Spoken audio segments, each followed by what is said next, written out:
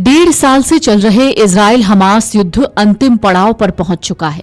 America, मिस्र और Qatar की मध्यस्थता ने रंग लाई। इजरायली प्रधानमंत्री नेतन्याहू ने शनिवार को अपनी कैबिनेट की मैराथन मीटिंग के बाद सीज फायर का ऐलान किया, लेकिन अब इस सीज फायर पर संकट के बादल मंडरा रहे हैं।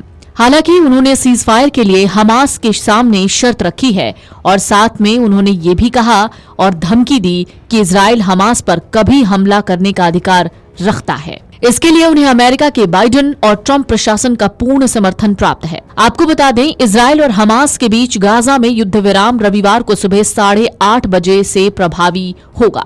इसकी जानकारी कतर के विदेश मंत्रालय के प्रवक्ता ने एक्स पर पोस्ट करके दी है, लेकिन आपको बता दें कि ये अभी फिलहाल तय नहीं है कि सीज फायर होगा या नहीं। सहमति के बाद भी इजराइल ने गाजा पर बम बरसाना जारी रखा। वहीं सीज फायर को लेकर इजराइल में असंतोष और असहमति का दौर चल रहा है, जहां कट्टर दक्षिणपंथी नेताओं की पार्टी ने नेतन्याहू से समर्थन वापस लेने की धमकी दी है।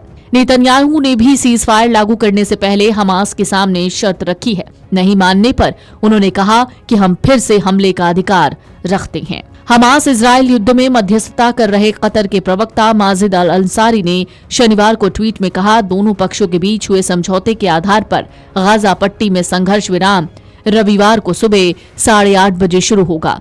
हम अपने भाइयों को सावधानी बरतने, अत्यधिक सावधानी बरतने और आधिकारिक सोर्स से निर्देशों की प्रतीक्षा करने की सलाह देते हैं। इजराइल पर अक्टूबर 2023 में हमले के बाद से हमास के साथ जंग चल रही है।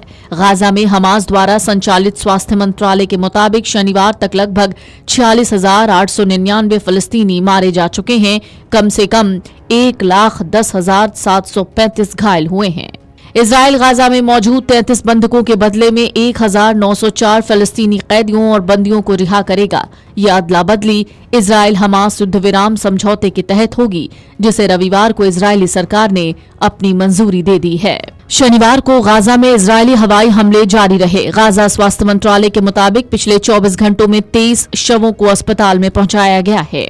हालांकि ये समझौता एक राहत के रूप में देखा जा रहा है, लेकिन इसके दीर्घकालिक प्रभाव, नागरिकों पर इसका असर और क्षेत्रीय राजनीतिक परिणामों पर अभी भी सवाल उठ रहे हैं। हमास के साथ सीज फायर को लेकर इजराइल के प्रधानमंत्री बेंजामिन नेतन्याहू ने ऐसी बात कह दी जिससे संशय पैदा हो गया। उन्होंने कहा, अगर जरूरत पड़ी तो अमेरिका के समर्थन से गाजा में युद्ध फिर से शुरू करने का अधिकार उसे है।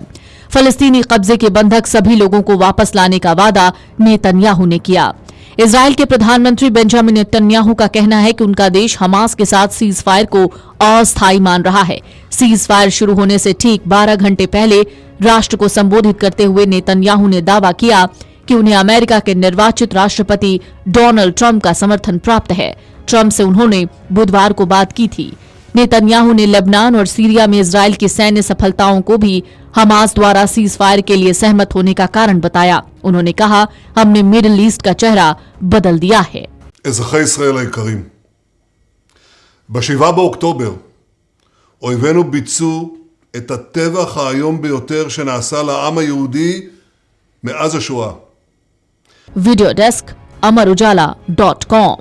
अमर उजाला जीवांजलि के सारथी की मदद लें और महाकुंभ में स्नान जरूर करें। अमर उजाला जीवांजलि के सारथी की मदद लें और महाकुंभ में स्नान जरूर करें।